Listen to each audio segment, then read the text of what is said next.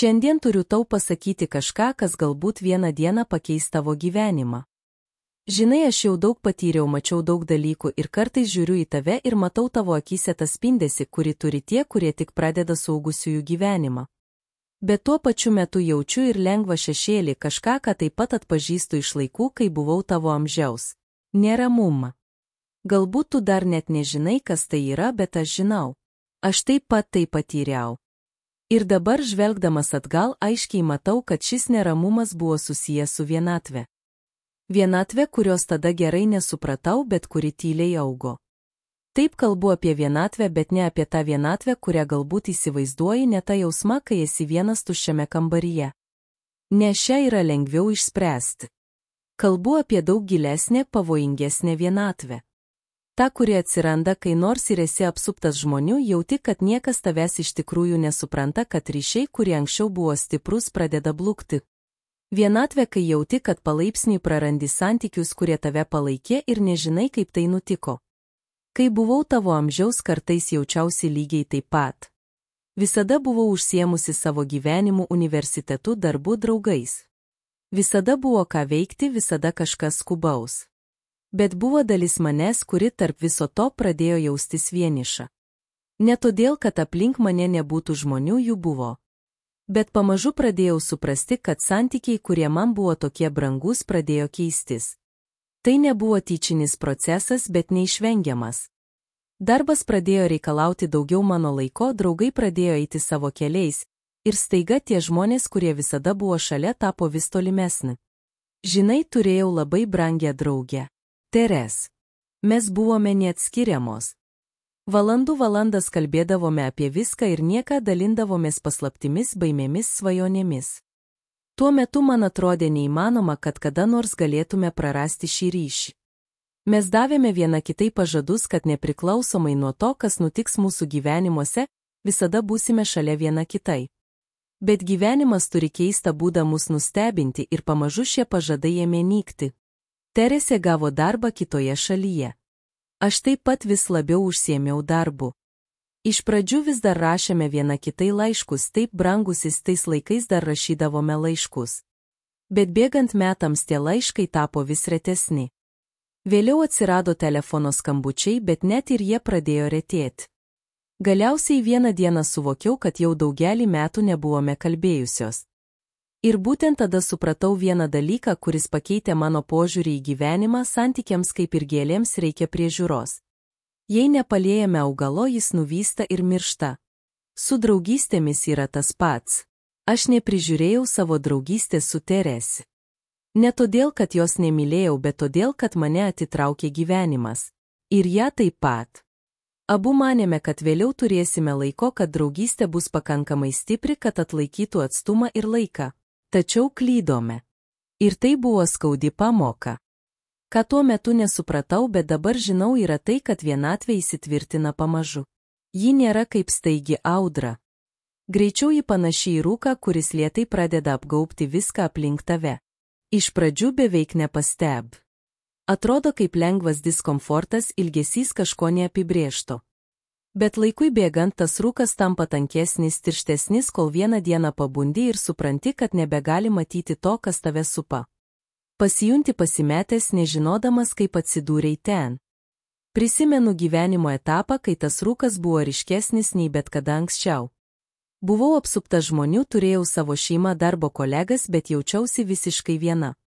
Buvo lyg tarp manęs ir likusio pasaulio būtų buvusi nematoma siena. Ir kuo labiau jaučiausi vieniša, tuo labiau izoliavaus.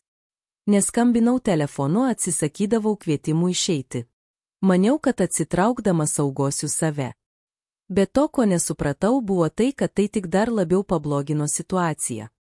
Ar žinai, kad Jungtinėse valstijose buvo atliktas tyrimas, kuris parodė, jog vidutinis artimų draugų skaičius sumažėjo nuo 3 iki 2 laikotarpių nuo 1985 iki 2011 metų.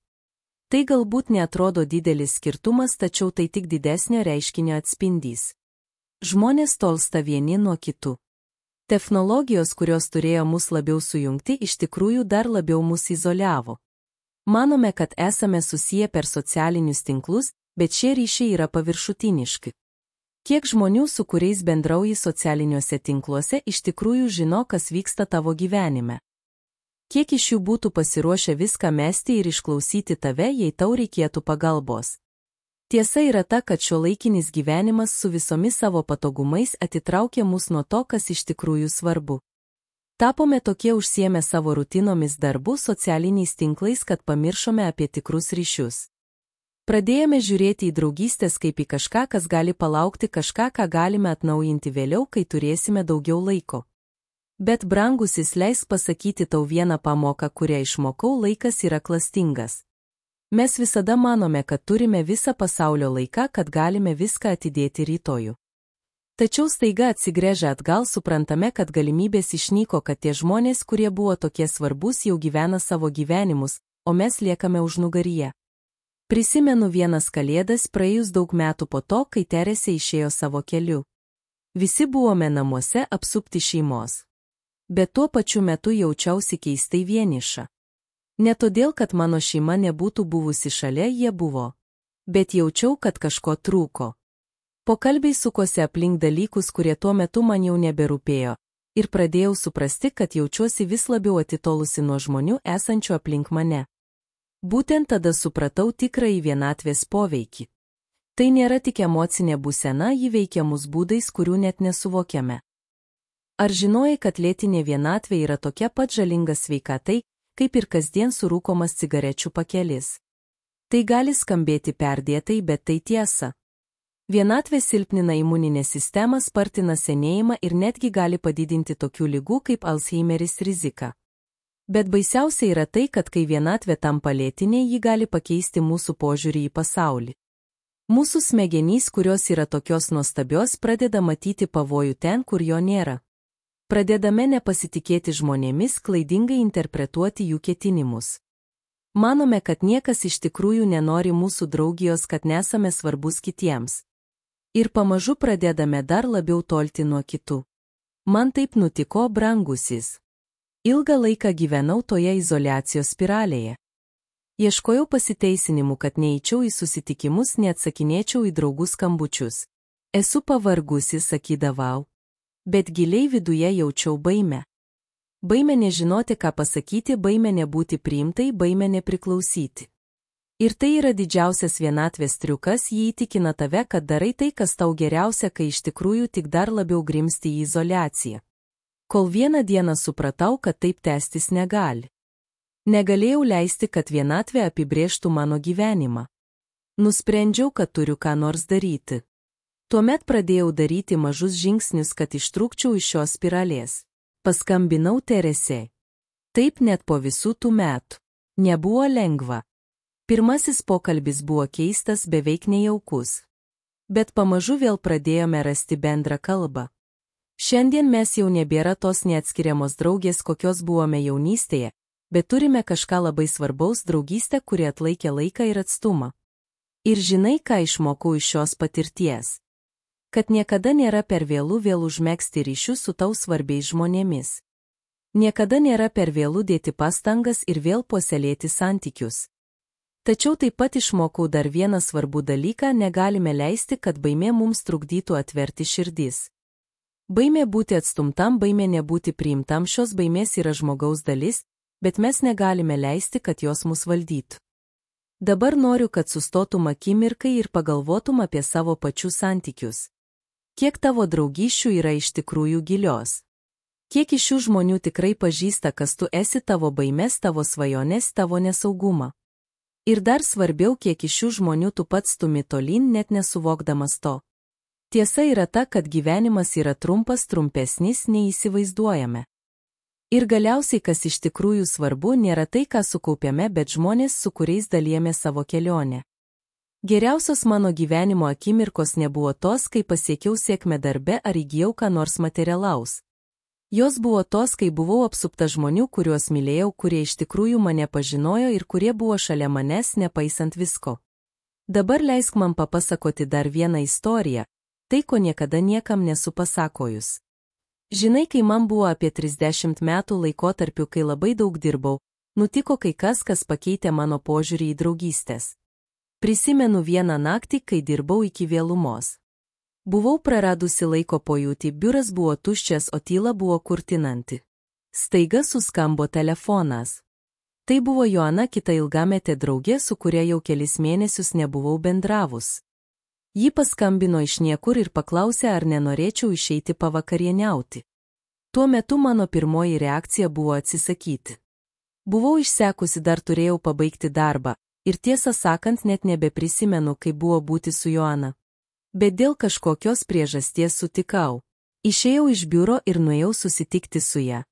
Susitikome mažame restorane miesto centre ir kai atvykau, Joana jau buvo ten besišypsanti kaip visada. Atsisėdau priešais ją ir kelias minutės tarp mūsų tvyrojo nepatogus tylėjimas. Buvo jausmas, tarsi būtume dvi svetimos, nepaisant visų tų metų draugystės, kurią buvome dalyjusios. Bet tada ji pradėjo kalbėti. Ji kalbėjo apie savo gyvenimą, problemas, nusivylimus. Ji kalbėjo apie tai, kaip jaučiasi vieniša, nors yra ištekėjusi ir turi vaikų. Ji pasakė, kad ilgėsi tų senų laikų, kai kartu eidavome pasivaikščioti, kai dalindavome savo svajonėmis be baimės. Ir tuo momentu kažkas manyje pabudo. Supratau, kad ir man trūko Joanos. Man trūko to jausmo, kai galiu būti visiškai savimi su kuo nors, be kaukių, be jokių rezervų. Ir būtent ten, tame mažame restorane, vėl užmezgiau ryšį su viena iš seniausių mano draugysčių. Nuo tos dienos pasižadėjau savo, kad daugiau niekada neleisiu svarbiai draugystei išblėsti be kovos. Ir žinai, ką tai man išmokė? Kad kartais gyvenimas suteikia mums antrasias galimybės, bet turime būti pasirengę jomis pasinaudoti. Joana galėjo nepaskambinti. Aš galėjau atsisakyti. O jei tai būtų nutikę, galbūt niekada nebebūtume tapusios tokios draugės, kokios buvome anksčiau. Tačiau gyvenimas susideda iš tų mažų akimirkų, iš tų pasirinkimų. Ir būtent čia slypi magija. Galime pasirinkti vėl užmegzti ryšius, galime pasirinkti kovoti už žmones, kuriuos mylime. Turime tik būti pasirengę žengti pirmąjį žingsnį. Kartais didžiausia kliūtis, su kuria susidūrėme, yra mūsų pačių baimė. Mes bijome būti atstumti, bijome atsiverti, bijome, kad mūsų nesupras. Bet brangusis, leisk pasakyti tau vieną dalyką, kurį išmokau bėgant metams, baimė mūsų niekur nenuves. Ji tik laiko mus įstrigusius vietoje. Jei būčiau leidusi baimiai mane valdyti, būčiau praradusi galimybę vėl susijungti su tokia svarbia drauge. Ir tiesa yra ta, kad baimė dažnai nėra tikra.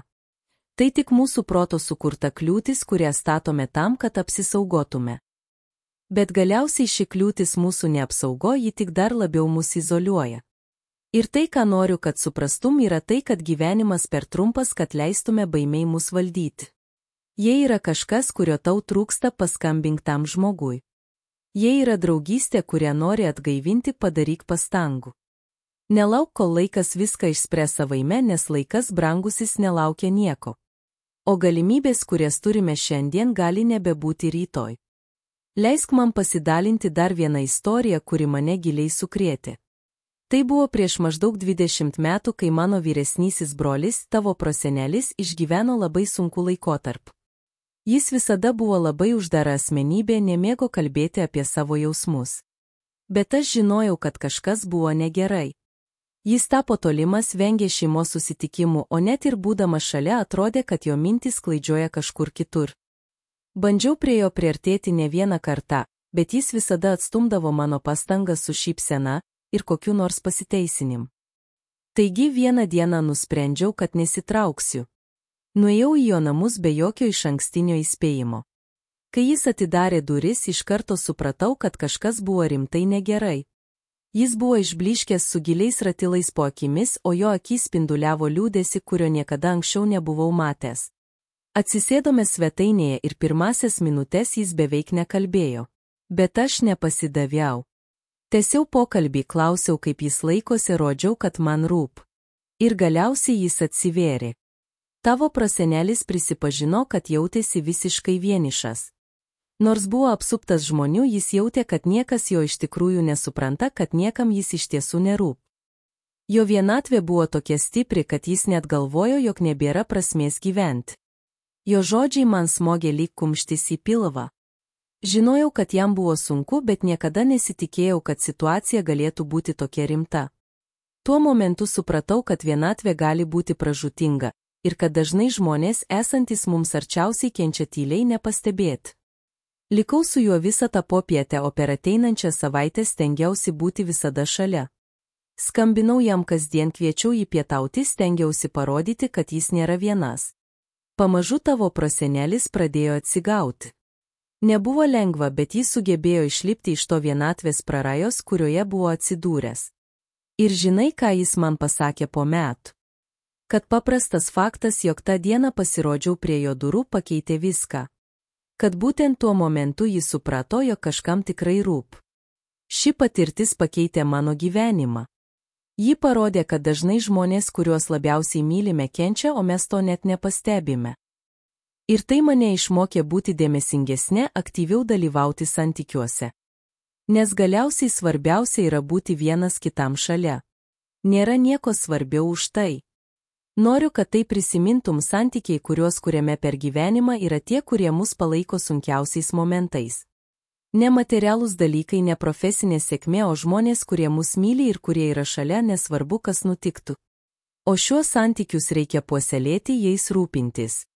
Negalime manyti, kad žmonės visada bus šalia, nes dažnai jie taip pat kovoja su savo vidinėmis kovomis. Dabar sustok akimirkai ir pagalvok apie žmonės, kurie tau yra svarbus. Ar yra kas nors, kurio tau trūksta? Ar yra kas nors, kurį galbūt netyčia atstumi? Jei taip, imkis veiksmų. Neleisk laikui prabėgti be bandymo. Paskambink tam žmogui, susitik su juo, atkurk ryšį. Nes galiausiai tai yra svarbiausia. Gyvenimas susideda iš pasirinkimų. Ir pasirinkimai, kuriuos darome šiandien, nulėmė mūsų ateitį. Neleisk, kad vienatvė tave užvaldytų. Neleisk, kad baimė atsiverti trukdytų tau kurti gilias ryšius su žmonėmis esančiais šalia tavęs. Ir svarbiausia, nepamiršk, kad santykiai, kuriuos kuriame per gyvenimą, yra didžiausias mūsų turtas. Jie yra tai, kas mus išlaiko gyvus, kas suteikia jėgų tęsti net sunkiausiais momentais. Ir visada prisimink, aš visuomet esu čia dėl tavęs. Visada. Net tais momentais, kai jausiesi visiškai vienas, prisimink, kad turi žmogų, kuris tave myli, kuris tave supranta ir kuris visada bus tavo pusėje.